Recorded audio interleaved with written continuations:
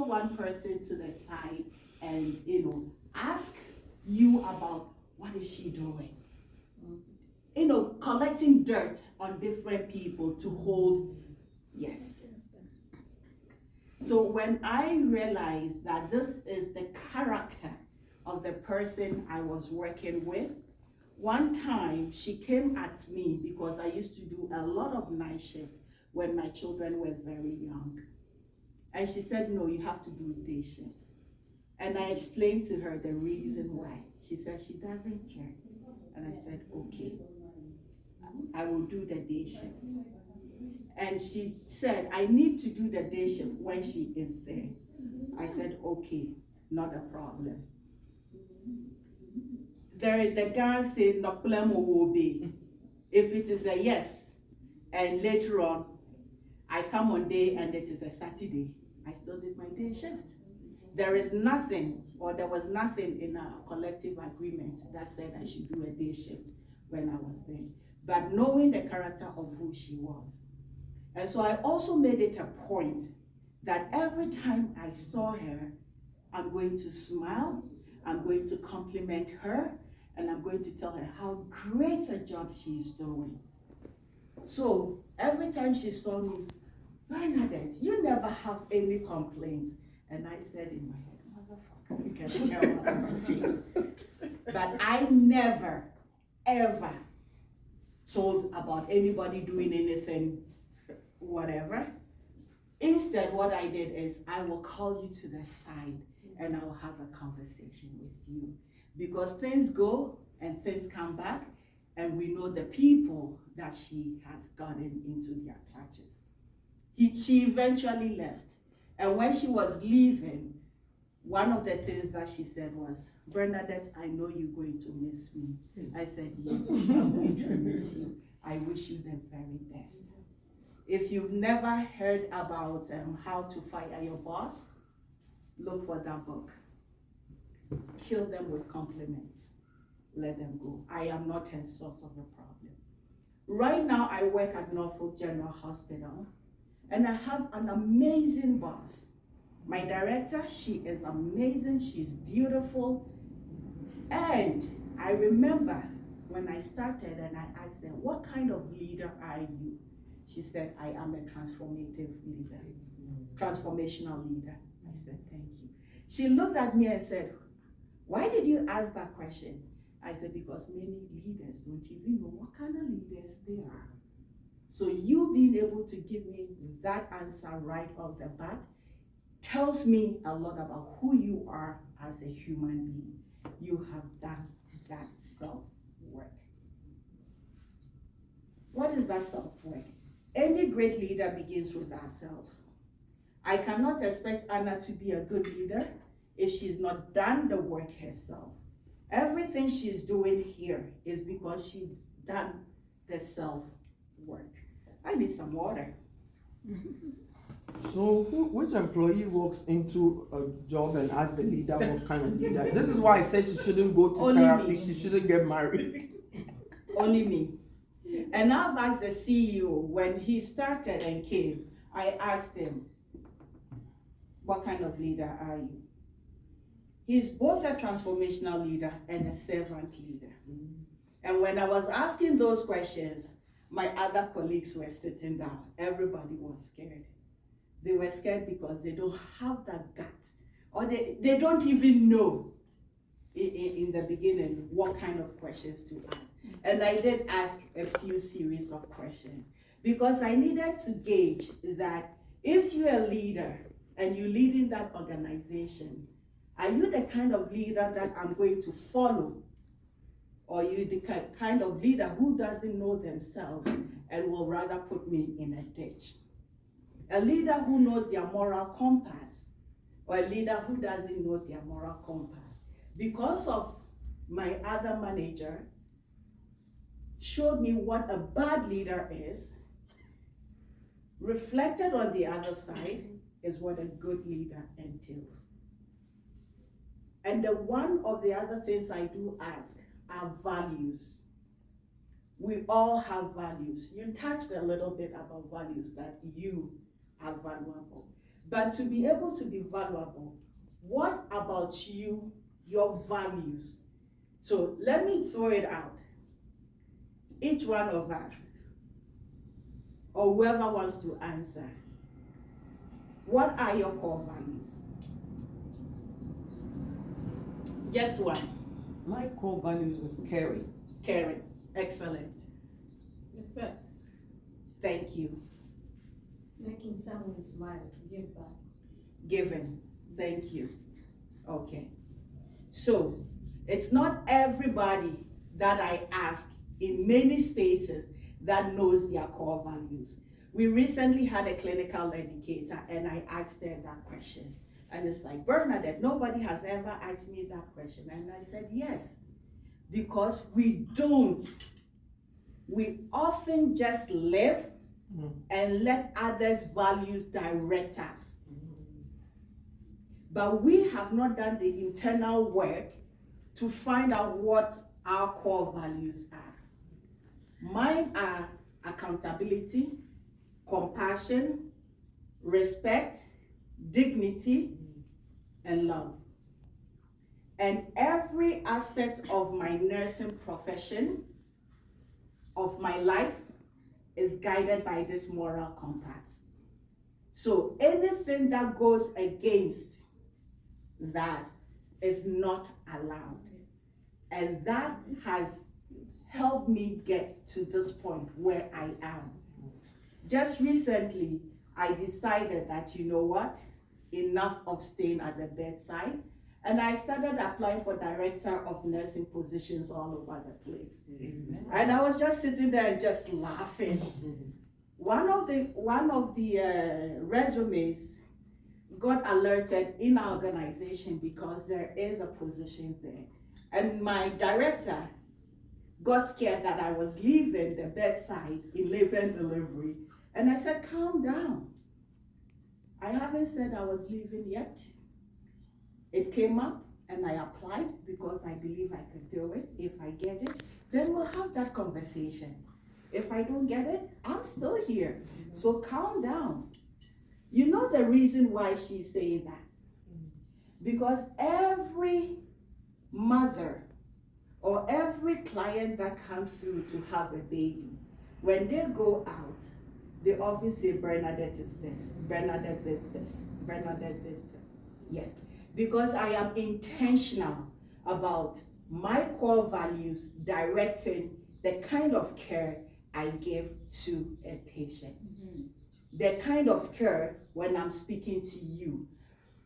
My core values guide the language I use so that when I come to you, I'm not using language that is demeaning, but I'm using language that is uplifting. And so when you are a leader, everything starts with self-leadership. The best leaders are 40% can lead themselves. And so when it gets to crisis, you see that the best leaders are always calm, cool, and collected in crisis because they have done that self-work. Any questions for me? That's deep. Very. Oh, jeez. So deep. I like what you've said so far about self. And you made the statement that some of us are just going and letting life dictate, what's going on around us because we don't know it. That is true. In talking about mental health, I am not going to go too much into it, mindful of the time and the conversations that we've had. Mindset is one of the things. Does anybody have this? A journal. You do journaling. You do journaling, you do journaling. Who doesn't do journaling? Okay. So, this is one of the key things. If you see a therapist, they will tell you to do journaling. Many of us are coming from a background or cultures that journaling, some of these conversations are not had. Non-existent. Yes, it's non-existent. However, I came to this point because I decided that I don't just want to be that Ghanaian. When I got into the country around the Jane and Finch area, I was 21. All I saw is black girls, teenagers, pushing prams with babies in it.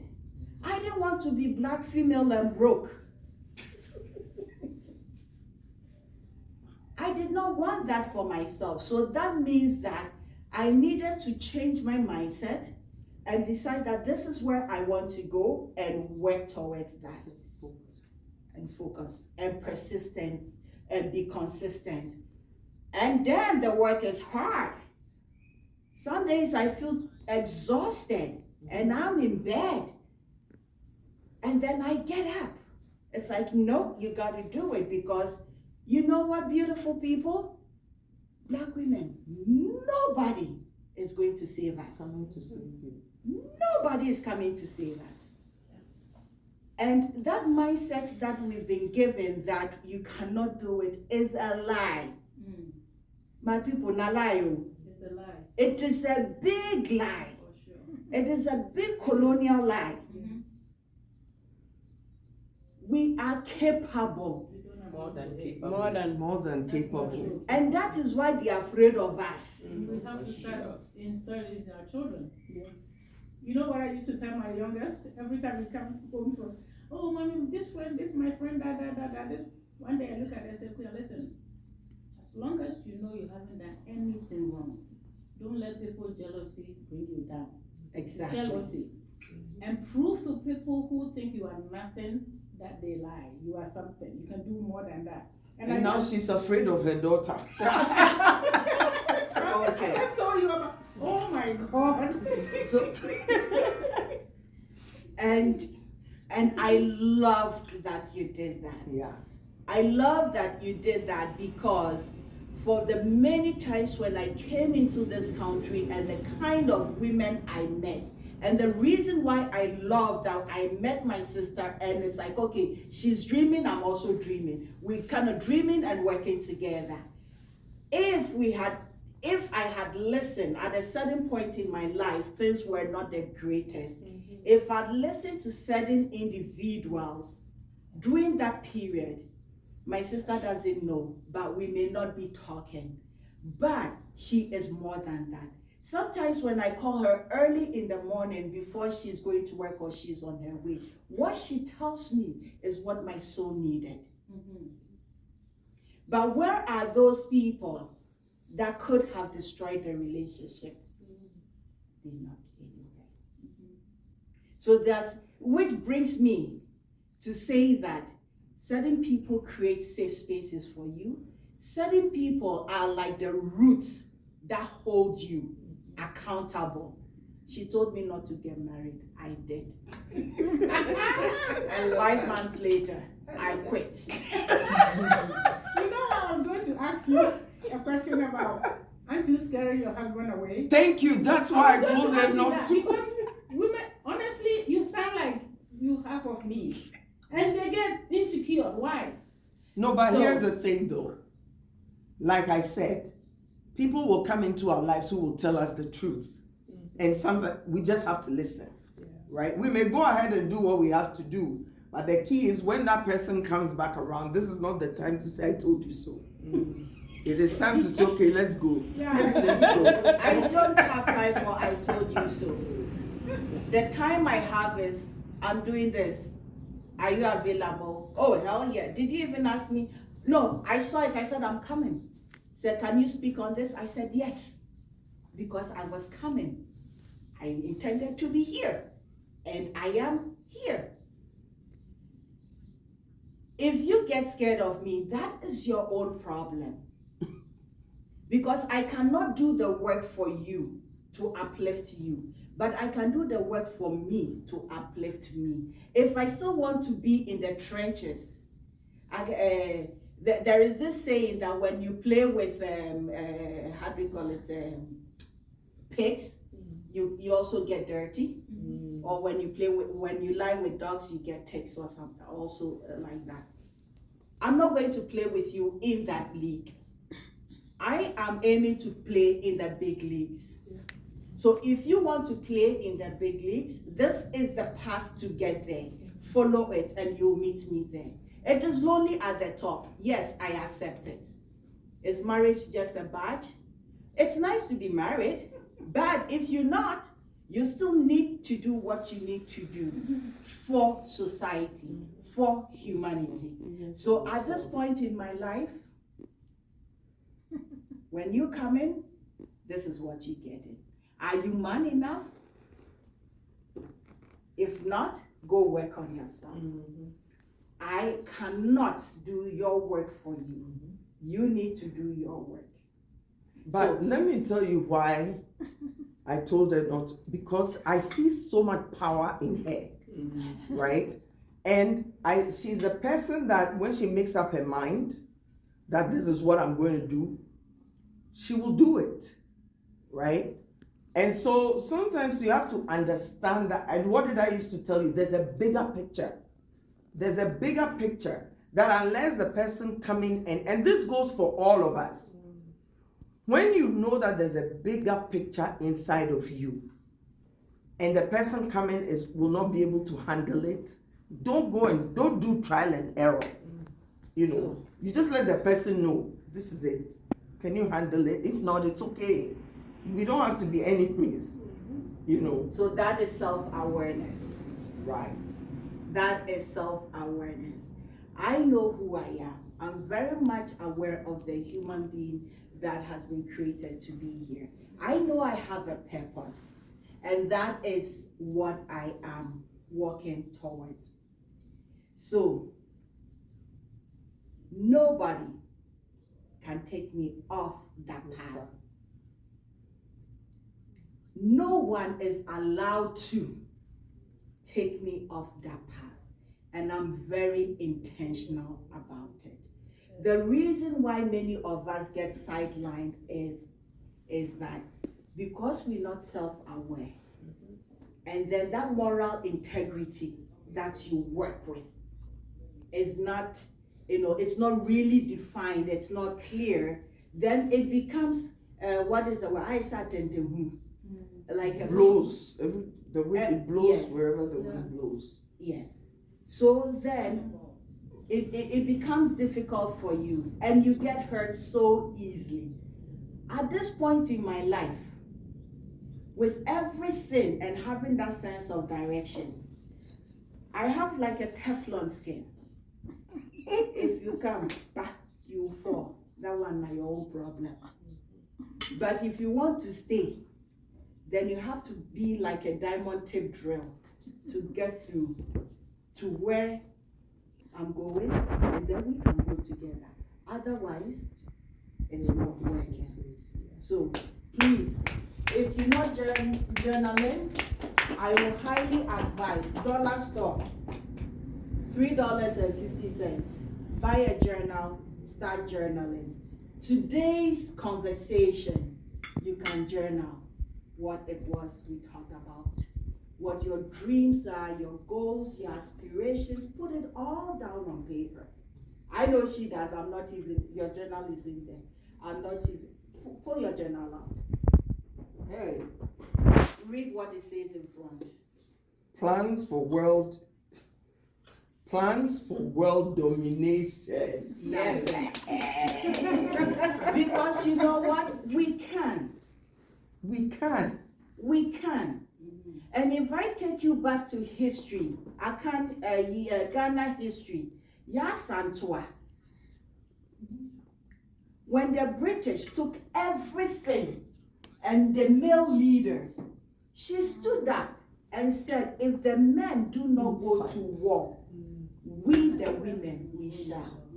There is a thing in history about Black women, most especially in the Caribbean and in the Americas, when our people were brought here, is that to train, there is a little book, How to Train a Nigger. To be able to break the Black man, go through the Black woman. Because you know what? We birthed them.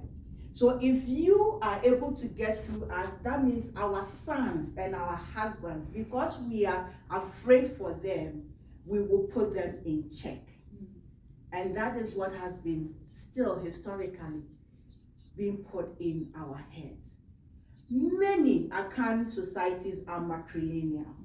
In Igbo land, it was women that owned land. But with colonialism, white men came and saw women in powerful places and in powerful positions. Their women were not.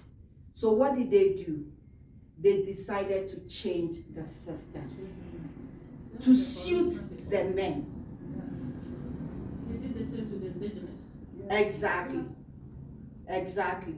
To suit the men. So they saw that we have power. And we have feminine power. We still do. And guidance. So we reclaim that, we utilize that, and we work with that. So my sisters, Let's do this. my big sisters, my babies, my children, please, each one of you has something in you. If you don't take anything away from this conversation, take it that you're going to find what your inner core values are that will guide you. And when you do that, I say, and now I go to Fanti, Takrade, I say, if you say something, they'll be looking at you like, who is this woman?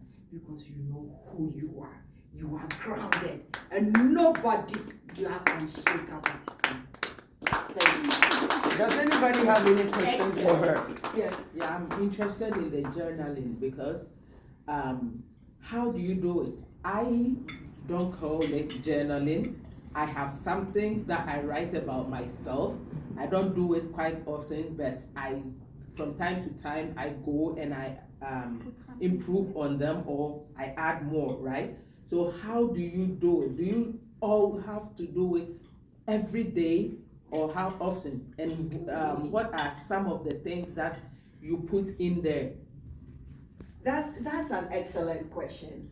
And normally when we talk about journaling, some people think it's a grand thing. No, it's not. Okay. It's having conversations with yourself. So, Yeah. What you're thinking about, what you want to do. No problem. Oh, me bacho for book na man. Give her a book. Where is it? Oh, back. Philippa, open your mouth and talk and stop that. Where is she?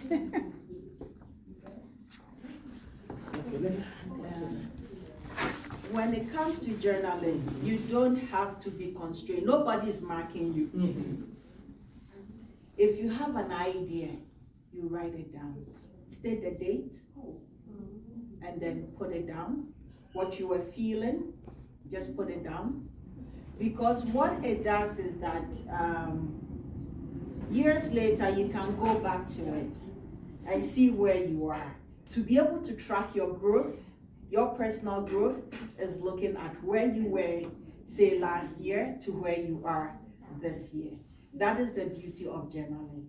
And if you don't want to talk to anybody, the journal is your offloading, your de-stressing. Put it all out there in the journal. Yes. Oh, go ahead. I was just going to add to what you're telling me. It's not complicated. Life is simple. Do not complicate it.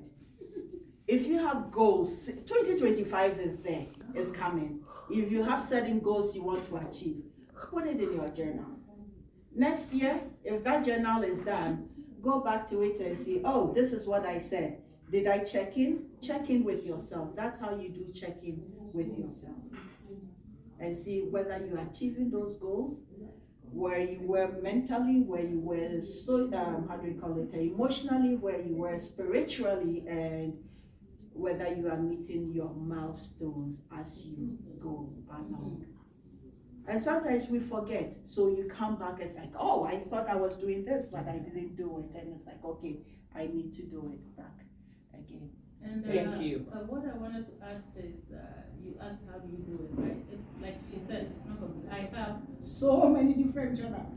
Yeah. I have one journal for appreciation, a journal for this, from my work. When I come home from work, I write few lines. And even my dreams, I group it into 3. Yes. I write everything.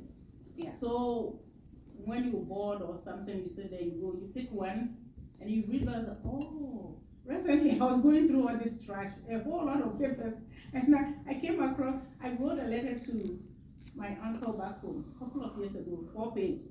And I read the whole thing, I said, oh my God, I wrote that? Yes. And it's a source of reflection, as you say. You get some journals that say gratitude journals. I don't bother with that, because when I wake up, number one, I'm grateful to be alive. So that is the first thing that goes into my journal. I'm grateful to be alive. I'm grateful for the sun. I'm grateful for the weather. I'm grateful for my breath. I'm grateful for something that has been gifted to me that I don't have to buy. And then I start my day. So that is part of the gratitude. And then during the day, whatever happens, whether it's good or it's not so great, when I come back, before I go to bed, I offload all those things also into my journal. If you forget in the morning, you can always do it sometime later on. Some people have marriage journals, and they discuss with their journal what is going on in their marriage. And then you can also figure out some of the solutions to the problems that you're having. Sometimes it's like when you reflect and you look at it, when it's written, that's like, oh, okay. It's the tactile nature of the pen and the paper does something to you psychologically. There's a psychological thing to it. It does something to you in which you are able to let go of some of the things. Anybody have another question? Yeah. So we're hardworking women. There's so many things we do, maybe organizations or whatever. And as we have our Canadian children, sometimes they're not interested in what we're doing. So you build up something, you work hard, you don't you forget about everything and you concentrate on that. But at the end of the day, they're not interested. So I'm going to offer you a if you perspective. get sick, you're getting sick with it. You're dying. Before you go on, I just spoke about that on Saturday at an event. One mistake we make, right, is that our children are Africans. They're not. They are growing up in a system that is giving them their identity from scratch, right? Yes, we may guide them at home, eat this, da. But the system is giving them who they are, right? So yes, maybe whilst you're raising them, in my case, you're building the organization and everything, maybe because of your own life experience, it's guiding you to build the organization, and then you're laughing and smiling and hoping that your children will come and they'll take it over and you build a legacy. My oldest daughter is a social worker. So I was happy. Oh, she's coming to take over the organization. You know what she told me the other day? Mommy, I'm busy doing my own thing. Yeah. I'm proud of you. And she said, I am proud of you and I use you as an example wherever I go. Right? So go on and live your life. That's it.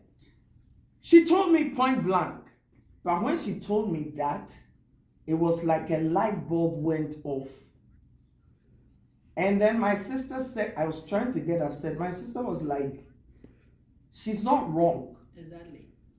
Just because this is your dream, it's not her dream. But she has given you your freedom to go. And my sister used AC as an example. My sister said, AC has been working with you.